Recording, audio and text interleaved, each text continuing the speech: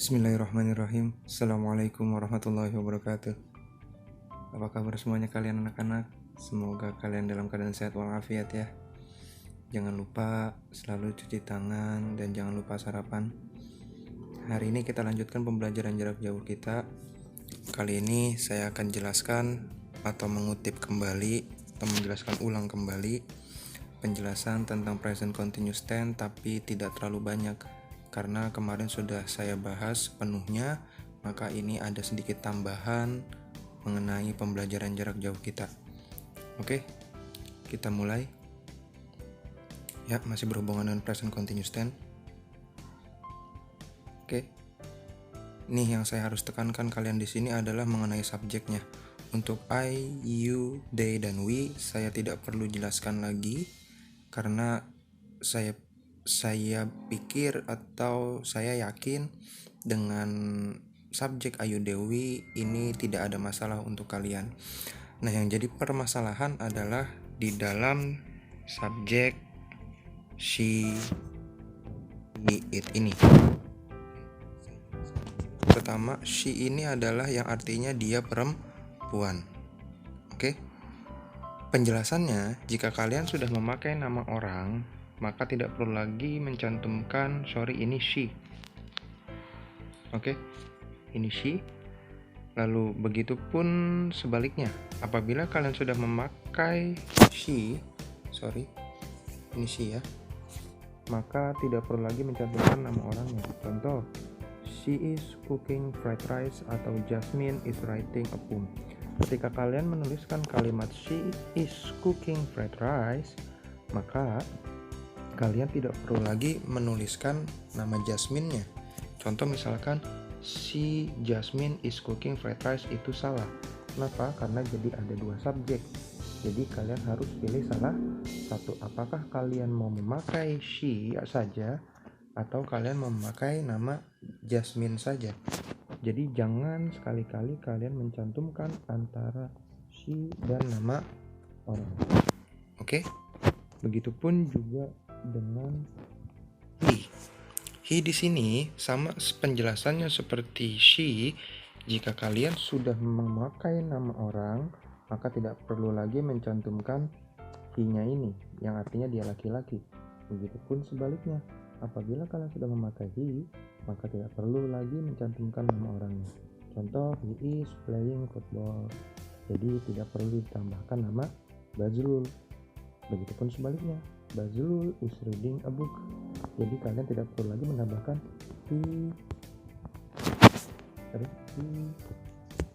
Bazrul is reading a book, itu salah. Oke, jadi kalian harus pilih salah satu dari subjek tersebut. Oke, saya lanjut ke penjelasan yang it. Nah, ini agak sedikit rumit untuk penjelasan it-nya. Bisa kalian pahami dan perhatikan baik-baik. It di sini bisa menjadi bentuk subjek dengan mengubahnya. Yang dimaksud dengan mengubahnya adalah contoh ketika kalian menulis subjek cat is eating fish. Ini saya garis bawahi atau saya kotakin. Cat di sini, cat di sini artinya adalah kucing, menunjukkan subjek atau pelakunya. Oleh karena itu dia termasuk dalam kategori subjek it. Kenapa? Karena it ini bisa menggantikan untuk nama hewan, tumbuhan, benda, profesi, dan lain-lain. Jadi kalian tidak boleh menuliskan it-nya ketika dalam bentuk subjeknya. Tapi terkadang ada yang memakai subjek it-nya juga. Tapi saya pikir ini saya akan bahasnya nanti saja. Karena agak sedikit rumit, maka saya memberikan contohnya yang ini. Oke, yang cat is eating fish itu dia memakai subjek it. Oke, saya lanjut.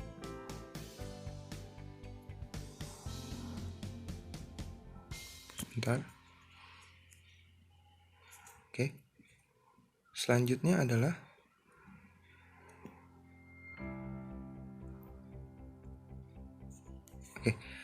selain itu, ada juga yang membedakan antara kapan kalian memakai is dan are jika subjeknya selain subjek yang sebelumnya dijelaskan. Maksudnya sebelumnya dijelaskan adalah penjelasan tadi sebelum penjelasan yang ini. Apabila kalian menemukan subjek it-nya itu adalah hewan, tumbuhan, profesi, atau benda dan lain-lain, maka kalian harus melihat dengan jelas akhiran subjek tersebut. Nah, ini pernah kita bahas pada kelas 3 sebelum masa pandemi COVID ini ada. Kapan itu? Jika subjeknya cat, maka contohnya antara cat dan cats dengan cats. Jika subjeknya cat, maka cat tersebut menunjukkan kucingnya hanya satu. Tetapi jika cats, maka kucingnya lebih dari satu. Jika kalian ingat pelajaran kelas 3 yang lalu tentang there is dan there are, maka kalian akan lebih mudah memahaminya. Kapan kalian menggunakan to be is dan kapan kalian menggunakan to be are. Dilihat dari akhiran subjek apakah ada tambahan akhiran s atau tidak. Yang dimaksud dengan tambahan akhiran s, ini yang ini, adalah di sini nih. Nah, antara ini dan ini. Contoh misalkan seperti table dengan tables. Kalau ini, yang table yang di atas ini, bendanya hanya satu saja. Tapi yang ini lebih dari satu. Sama seperti yang ini. Cat di sini, itu kucingnya cuma satu. Tapi yang ini lebih dari satu. Itu yang membedakan. Jadi kalian melihat subjeknya dilihat dari huruf S-nya ini. Oke, huruf S-nya yang ini nih. Nih, itu yang membedakan. Jadi kalau misalkan nanti kalian menemukan subjeknya S tersebut, berarti menunjukkan bahwasanya itu dia lebih dari satu. Maka kalau subjeknya lebih dari satu, maka wajib menggunakannya are. Tapi kalau bendanya hanya satu, maka makanya is. Seperti itu. Oke? Saya lanjut.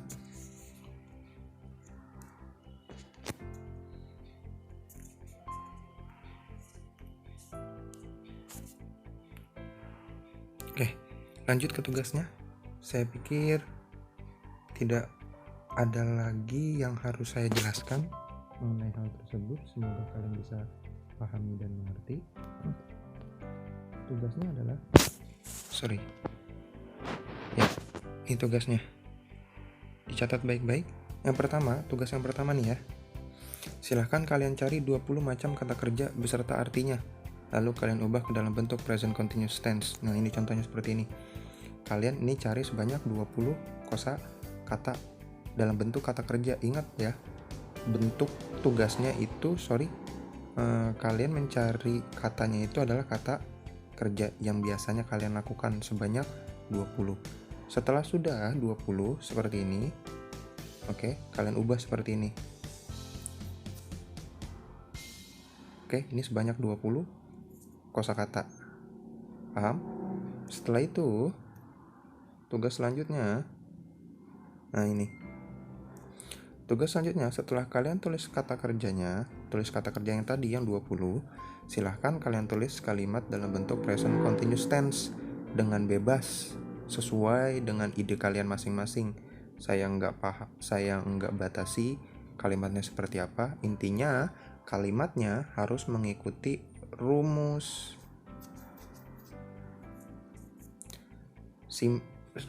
present continuous yang minggu lalu saya jelaskan. Tinggal kalian ikuti rumusnya, subjeknya gimana, plus apa.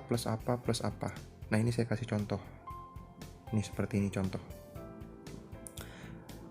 Oke, untuk kalimatnya kalian harus tulis sebanyak 5 kalimat dengan mengambil dari kata kerja yang kalian tulis sebelumnya. Boleh kalimatnya positif, boleh negatif, boleh atau interrogatif. Maksudnya gimana, Pak? Kalau yang atas nih, ini kalimatnya positif. Kenapa? We are studying English language. Sama seperti rumus dalam present continuous. Sedangkan yang bawah ini kalimatnya negatif. She is not drinking milk. Dia tidak sedang minum susu. Seperti itu. Oke? Itu saja penjelasannya dan tugasnya untuk hari ini. Semoga kalian bisa pahami dan mengerti. Semoga ini bisa membantu kalian dalam pembelajaran jarak jauh kita. Untuk selanjutnya, ini mungkin saya bisa tanyakan kepada kalian atau ke orang tua kalian, apakah saya harus selalu menampilkan muka saya atau tidak? Karena saya pikir kalau saya selalu menampilkan muka saya agak sedikit gimana gitu. Tapi saya minta sarannya atau masukannya dari kalian, apakah saya harus memakai muka dalam penjelasan atau hanya berbentuk suara saja dengan coret-coretan yang ada di dalam ini. Oke, silakan kasih sarannya, bisa lewat komentar atau bisa japri lewat saya. Dan mohon maaf jikalau ada suara motor yang sangat kencang dan mengganggu ketika kalian dalam mendengarkan penjelasan dari saya. Mohon maaf, karena rumah saya berdekatan dengan jalan raya, maka suara motornya agak sedikit terdengar atau mengganggu kalian dalam mendengarkan penjelasan saya. Semoga suara saya lebih kencang dari suara kendaraan tersebut. Cukup sekian penjelasan saya, semoga bermanfaat. Kurang lebihnya mohon maaf. Wabillahi taufiq wal hidayah. Wassalamualaikum warahmatullahi wabarakatuh.